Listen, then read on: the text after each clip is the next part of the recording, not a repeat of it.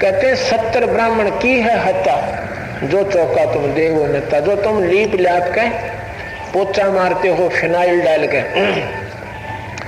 और फिर खाना बनाते हो, उसमें इतनी हत्या करते हो, 70 ब्राह्मण जैसी हत्या आपने की कर दी।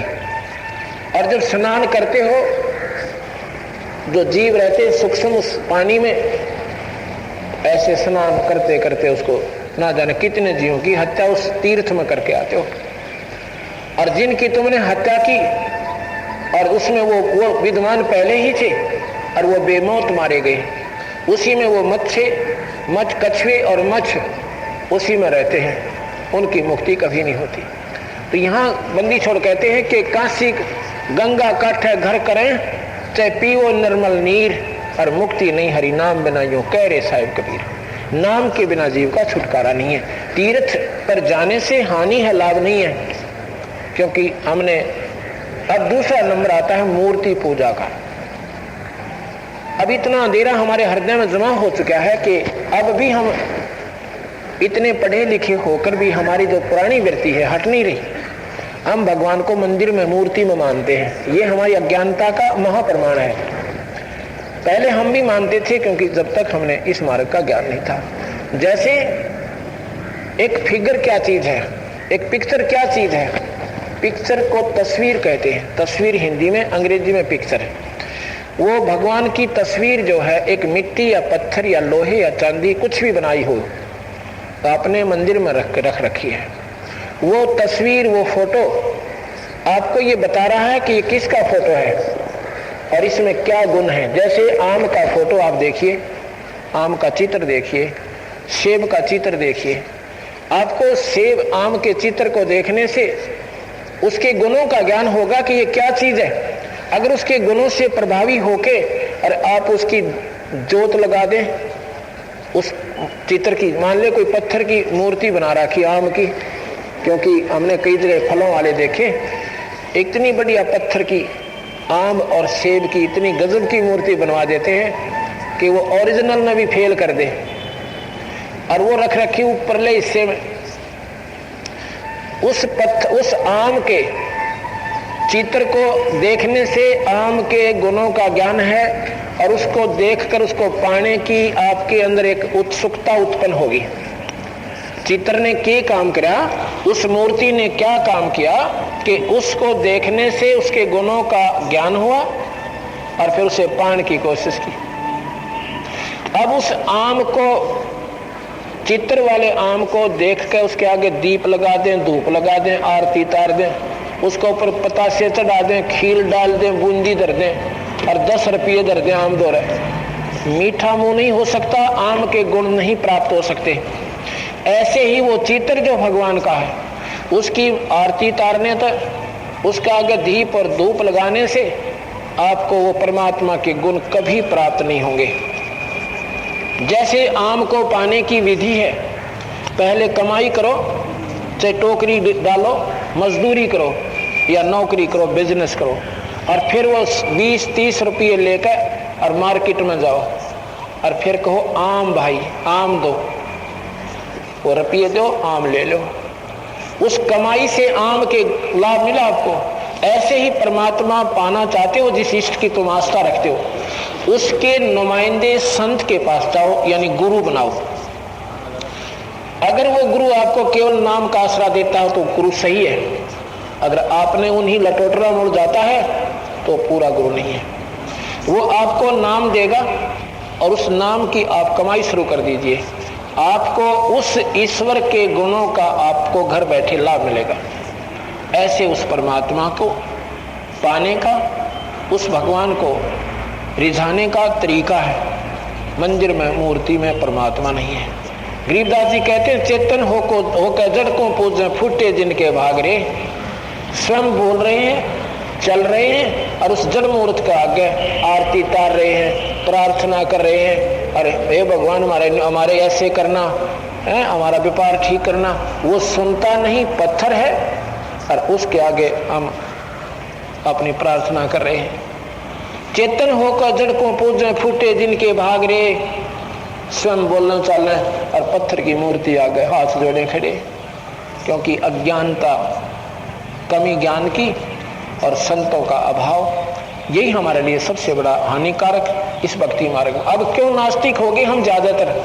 क्योंकि हम परमात्मा को पाने की कोशिश कर रहे हैं और वो भगवान के गुण हमें मिल नहीं रहे जो सुना करते थे, और जिसके कारण हम नास्तिक हो गए कि भगवान है ही नहीं, कि अपना कर्म के आधार पर जीव को दुख या सुख होता ही रहेगा। तो जिसके कारण अब हम एक फॉर्मेलिटी सी पा गए, भाई मंगलवार का व्रत रख लिया या फिर किता मंदिर में चले गए कहीं पर, अपना चलो कराएं, फॉर्मेलिटी सी जाना ही है, आस्था सी बनी रहेगी, लेकिन लाभ कतई नहीं हो रहा आपको। एक सेठ जी था, हम एक जगह सत्संग कर रहे थे एक भगत के घर पर, तो उसका भतीजे के यहाँ पाठ हो रहा था, सुबह भोग लगना था भगवान की वाणी को, और उसका चाचा जो है गोड्या तई दर्द होती टांगरा है और कोई तिलक लुआ लगा रखे मस्तिष्क में, और वो बोला चाचा लेट हो गया तो भोग लग रहा था, आप देर से आए। वो भोग लगने के बाद आया, कहने लगा मैं सुबह सुबह 5 मंदिरों में जाता हूँ, फलाना फलाना उसने गणे गिनवाए। मैं सुनता रहा। मैं बोला सेठ जी 5 मंदिरों में क्यों गए आप? क्योंकि भाई मेरी आस्था है भगवान को, भाई हर जगह जाना चाहिए। मैं बोला किस लिए गई थी? भगवान को पाने के लिए ना। अब बोला और क्या, मैं वहाँ व्यापार करने गया? वहाँ ऐसी है, आप एक कुएं पर जाते हो पानी पीने के लिए, अगर उस कुएं में पानी मिल गया तो दूसरे पर नहीं जाओगे आप। ऐसा कौन मूर्ख है दूसरे कुएं पर जाएगा, वहां पानी मिल गया था। अर्थात भगत जी तेरा भ्रम है, जिस मंदिर में तो प्रथम गया वो भगवान नहीं था, इसलिए तेने दूसरे की आवश्यकता महसूस हुई, और दूसरे में भी ना था, मेरा तीसरे में गया, और तीसरे में भी नहीं था, फिर चौथे में गया, चौथे में भी नहीं था, 5वें में गया, 5वें में भी नहीं था, 9 का नु घर आ गया। तो आप विचार करके देख लीजिए, अगर आपका पानी अगर नल से पेट भर जाता, कौन इतना बेवकूफ अपने समय बर्बाद करेगा कि ना 5 नलकियां पर पानी पीगा हुआ, टट्टू पीगा हुआ, तो पेट तेरा भर ही गया, जाके दिखाओ कोई। तो ये साधना हमारे बना रखी है, गले ढोन लग रहे हैं, मंदिर में जाते, मंदिर में नहीं भगवान कतई, वही 4 ईंट अपने उन्हीं भट्ठों से ला करके वहां लगा रखी है, वही सीमेंट और वही रोडे हैं। अगर वहां पर कोई नेक संत रहता है, अपनी कमाई वाला संत रहता है और ठीक आराधना भगवान की कर रहा है, तो उससे मिलनतन लाभ होगा, उस मंदिर से लाभ नहीं होगा, और ना उसमें रखी हुई मूर्ति से होगा। आपको ये भ्रम अपना बेश से घटा देना। पर ये हटता बहुत देर से है, क्योंकि हम भावुक ज्यादा हैं और फिर डरते ज्यादा हैं, कदे मंदिर में ना जा भगवान खा जा, फिर भगवान ने तो डर लग रहे, उसको पूजन लग रहे। तुम कमाल की बात से, वो भगवान कहाँ हुआ जिससे आपने डर लग रहा है? आपको मार डालेगा, वो तो राक्षस तो हो सका, जबरदस्ती पूजा करवा रहा आपसे। भगवान की साधना अपने गलत लगती है, छोड़ कर देखो, भगवान होगा तो अपना दुखी नहीं करेगा। आप श्रेष्ठ साधना पर लगी, आपको साथ देगा। तो ये ज्ञान कौन देता है? हमें संत देते हैं।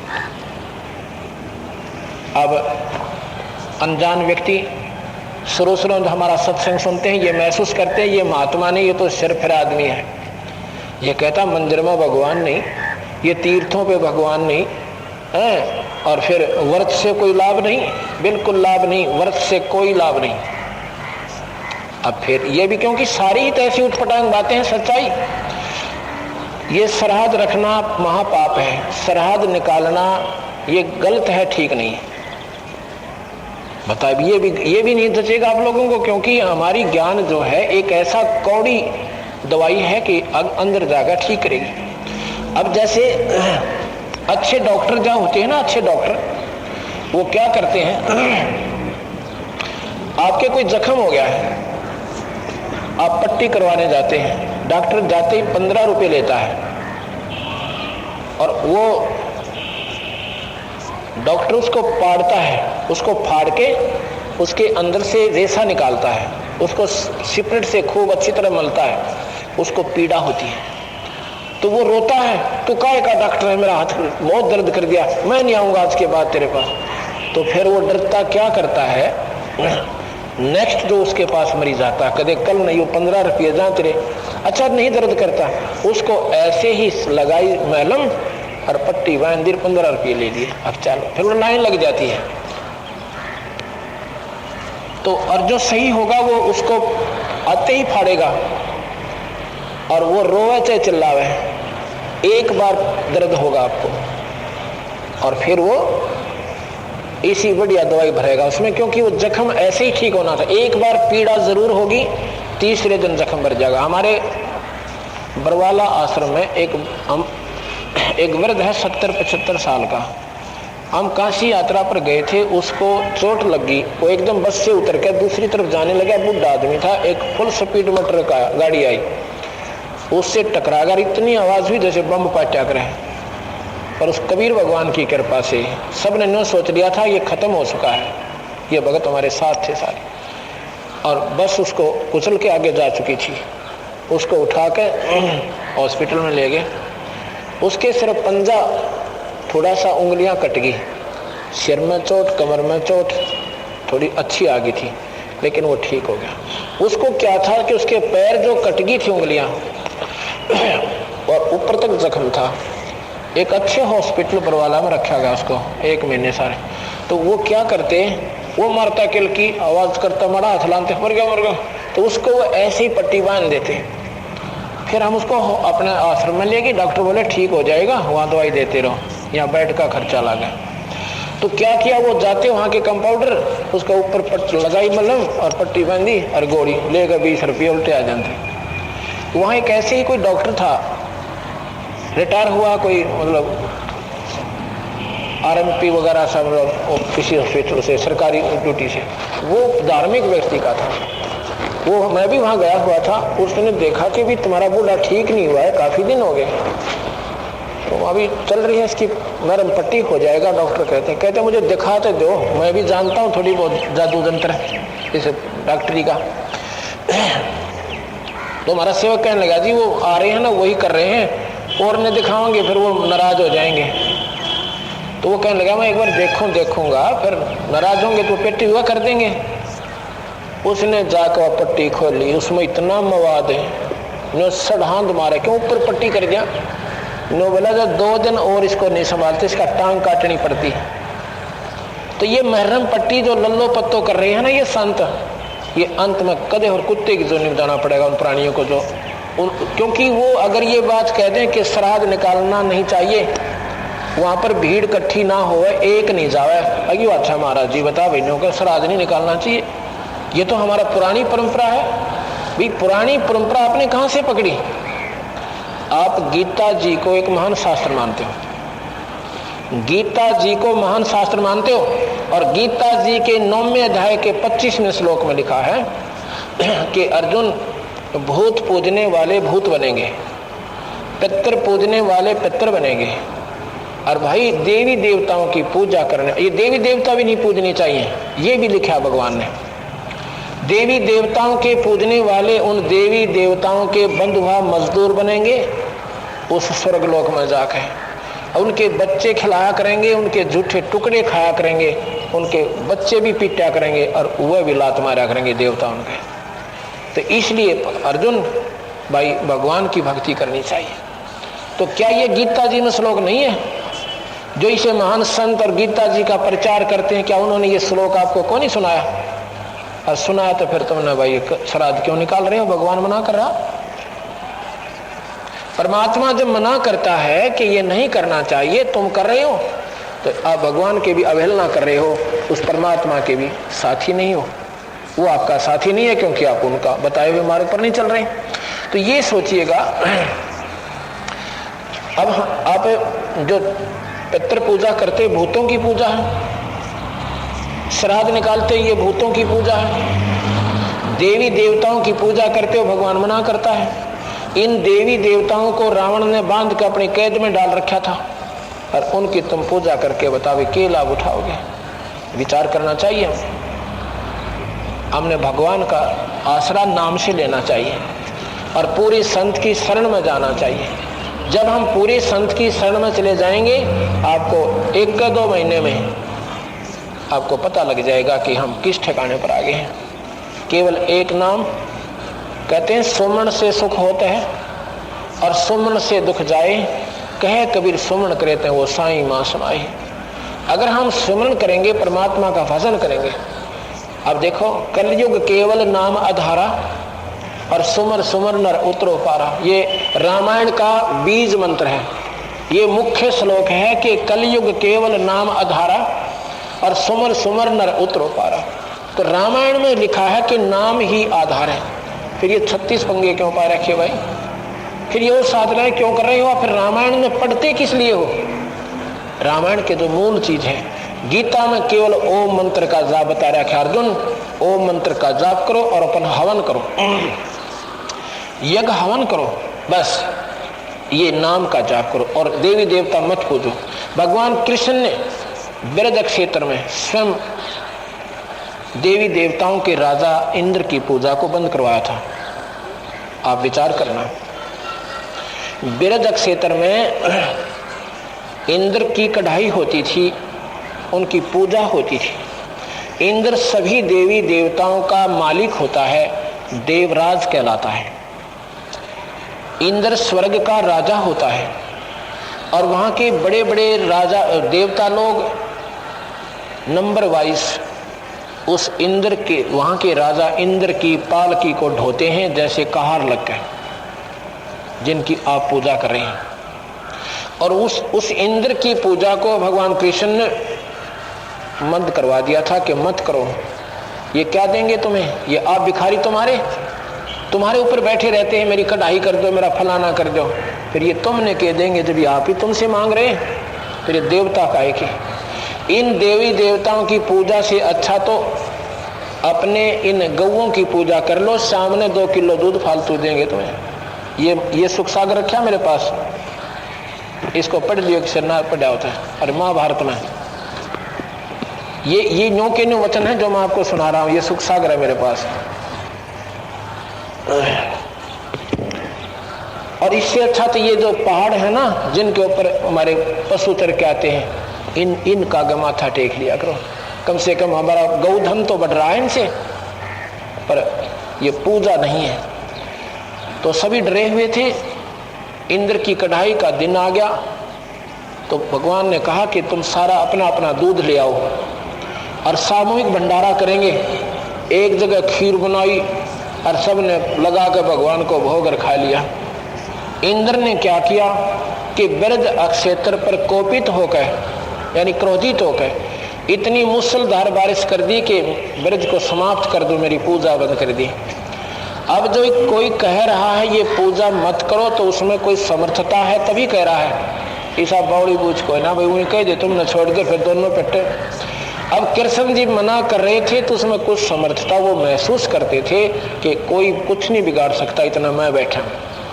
तो इंद्र ने अपनी पूरी तड़भड़ दिखाई, मूसलधार बारिश कर दी जैसे बादल फट जाया करे। भगवान ने पहाड़ उठा दिया, गोवर्धन को उठा लिया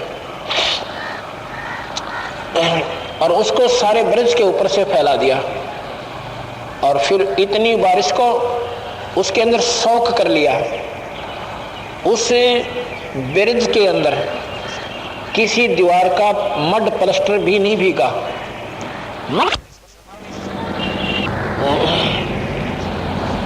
अब जब इंद्र ने अपनी पूरी कोशिश की ब्रज को दबाने के लिए, भगवान ने उस गोवर्धन पर्वत को दर्जनी उंगली पर उठा लिया, छोटे वाली पर। और इतनी बारिश होने के बावजूद भी सारा इंद्र बरस लिया। उसके बावजूद भी उस ब्रज क्षेत्र के लेव बोलते हैं, लेव बोलते हैं मड प्लास्टर। पहले कच्ची दीवारें होती थी, कच्ची ईंटों से बनी हुई, उसके ऊपर से प्लास्टर होता था मड यानी गारा का, उसको ले बोलते थे। तो लिखा है गरीबदास जी महाराज ने कि इंद्र चढ़ा ब्रज डबोवन, भीग्या भीत न लेव, इंद्र कढ़ाई होत जगत में पूजा खाते देव। तो वो भगवान ने बंद करवा दी। तो कृष्ण जब वो कति सारा थक के बरस के, इंद्र ने आकर हाथ जोड़ दिए भगवान के चरणों में प्रणाम किया कि मुझे क्षमा करो मालिक, मुझे मालूम नहीं था। कृष्ण जी ने कहा कि बिना मालूम ही आप लोग इन नादान भोली आत्माओं को गुमराह रखते हो। आप क्या दे सकते हो इनको? आप अपने कर्म को नहीं घटा बढ़ा सकते। कहते हैं इंद्र जो है अपने पूरे राज्य को भोग के 72 चौकड़ी युग के राज्य को फिर गधे की जूनी में जाता है। ये गधा प्रथम गधे की जूनी से शुरू होती है इसकी 84 लाख जूनियां। तो वो देवता जो इंद्र, देवताओं का राजा इंद्र भी गधे की जूनी में जाता है, तो वहां देवता लोग के बनेंगे, यही हिसाब लगा लेना। तो उसके बाद उस ब्रज क्षेत्र में भगवान ने वो सुचारू भक्ति भगवान की शुरू करवाई। अब उनके हजारों वर्ष हो गए जाए पीछे, मेरे जैसे पाखंडियों ने घर घर में मंदिर बनवा दिए, गोवर्धन के चक्कर कटवाने शुरू कर दिए कि इसके चक्कर लगाने से मुक्ति हो जाएगी। नरक में जाएंगे गोवर्धन के चक्कर लगाने वाले, क्योंकि उसके ऊपर ना बेरा कितने जीवों को मार करके वो वापस आते हैं। अगर ऐसा होता तो गीता जी में एक श्लोक भगवान और लिख देते कि गोवर्धन की पूजा बहुत जरूरी है, उसके चक्कर लगाया करो। वो क्यों ना लिखा उन्होंने? क्योंकि वो पूजा के विरुद्ध थे और देवी देवताओं की पूजा के भी विरुद्ध थे। लिख रखा है कि देवी देवता पूजने वाले देवी देवताओं को प्राप्त होंगे, अर्थात वो भी सुख नहीं प्राप्त कर सकते, मुक्ति नहीं पा सकते। इसलिए ईश्वरीय साधना कीजिए। क्या ये गीता जी में श्लोक है? नहीं, 9वें अध्याय का 25वां श्लोक। फिर क्या लिखा आगे भगवान ने? एक भक्त ने हमारे से पली किया कि भगवान ने आगे लिखा है कि वो भी करने दो उनको, नाटियो मतना।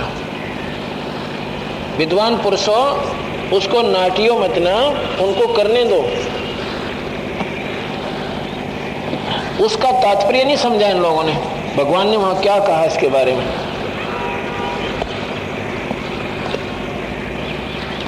इसके बारे में क्या कहा है कि वो फल देते हैं ना देवी देवता, उनको वो भी मैं ही देता हूं, उनके माध्यम से उनको देता हूं, फिर वो आपको देते हैं।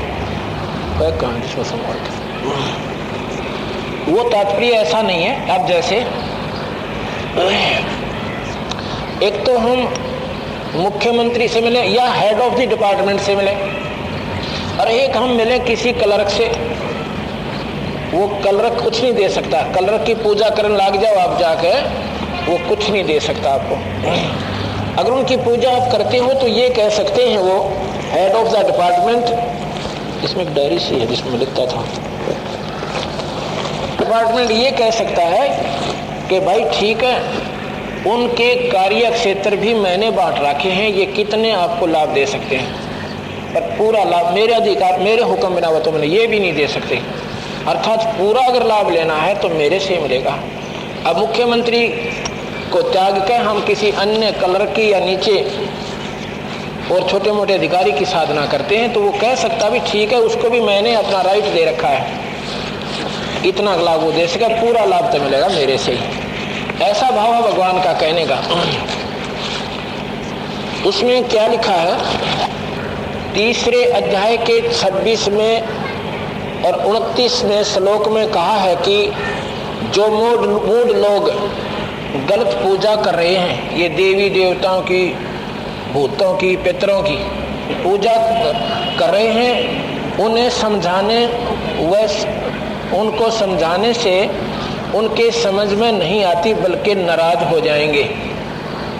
तात्पर्य उनका ये है, ये कहने का कि उन मूढ़ लोगों ने अगर तुम कहोगे ना ये मूर्ति ना पूजो और भाई ये देवी देवता ना पूजो, ये तुम्हारे से नाराज हो जाएंगे, सर फोड़ देंगे, मनमाना बगावत कर देंगे, इसलिए उनसे जिक्र मत करो, उन्हें मरने दो, ना मानत। क्यों मानेंगे नहीं? वो मूढ़ है, वो समझते नहीं ज्ञान को।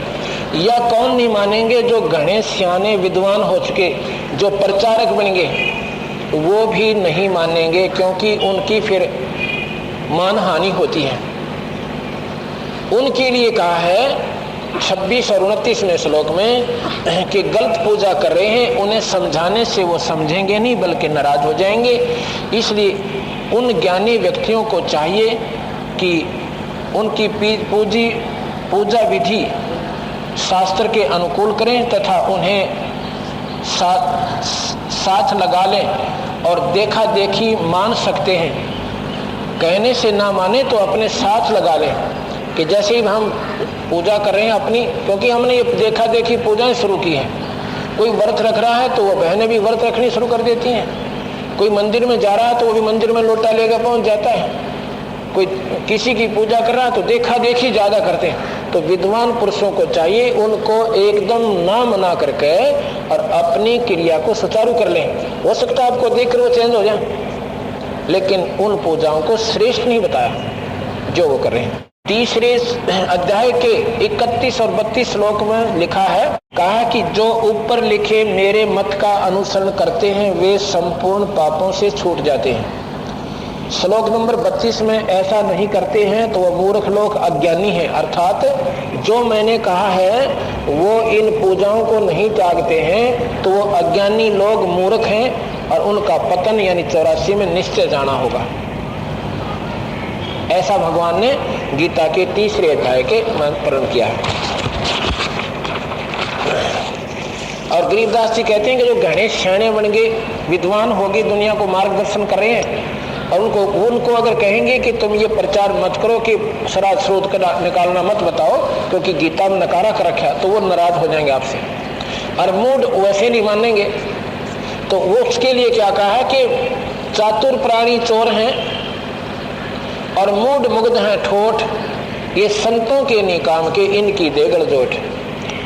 अर्थात वो भोरी आत्माएं वही ज्यादा पसंद करती हैं जाना जो उनकी क्रिया जो वो कर रहे हैं उसको ही वो महरम पट्टी न्यों की न्यों कर रहे हैं। ऊपर महरम लगाई और पट्टी कर दी, वो ड्रेसिंग कर दी, अंत में वो नरक में जाएंगे, 84 भोगेंगे। जैसे उस वर्द की अगर ऐसी ड्रेसिंग चलती रही, उसका पैर कटता, उसमें कीड़े पड़ जाते हैं। तो और जो संत होगा वो आते उस पट्टी को पाट देगा जो आपकी कर रखी है पहले, और अपने नए सिरे से शुरू कर देगा।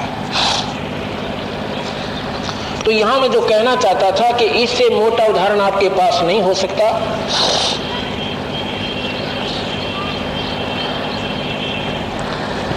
कि भगवान ने स्वयं ब्रज क्षेत्र में देवी देवताओं की पूजा को मना किया और आप लोग उस पर आरूढ़ फिर कर दिए। किसने? अल्प ज्ञानों वालों ने। गरीबदास जी महाराज से पूछा कि हे भगवान, जो आप ये बातें बता रहे थे आज तक हमारे को किसी और ने क्यों नहीं बताया? तो वहां के बताते हैं कि तत्व भेद कोई ना कह रहे झूम करा, सब पैसे ऊपर नाच सुनो रहे झूम करा। ये तत्व भेद कोई ना कह रहे झूम करा, ये पैसे ऊपर नाच सुनो रहे झूम करा। ये तत्व भेद अगर वो बता दें उस बंदे मंडपों वाले संत, तो ये संगत नहीं जाओ वहां और उनके वो दवन्नी कम हो जाए। ये तो हमारे जैसे जिन पैसे की तो आवश्यकता ना, 2 रोटी चाहिए अपनी, वह सुबह शाम की तो भगवान जरूर देगा।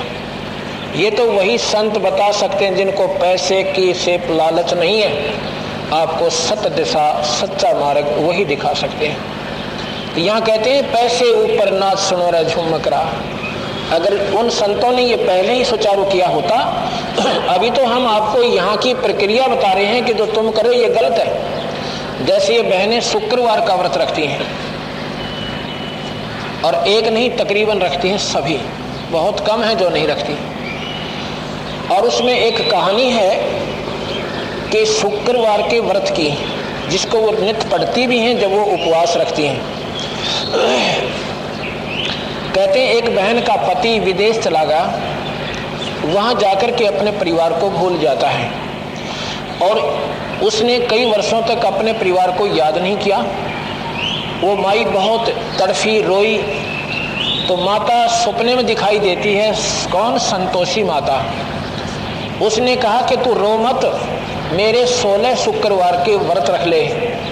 जिस दिन 16वां शुक्रवार का व्रत पूरा होगा तेरा पति घर आ जाएगा। ऐसा ही हुआ।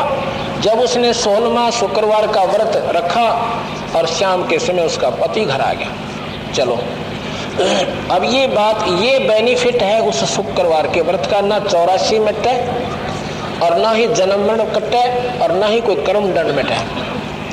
पति भूल गया था तो उसने 16 शुक्रवार के व्रत रखे, वो घर आ गया। बड़ी बात करते हैं। पहले तो ऐसा भी नहीं है किसी का पति गुम हो रहा हो और करके देखो 16 शुक्रवार के व्रत, एक भी आ जाता, गारंटी देते हैं। ये समाधान ही नहीं है।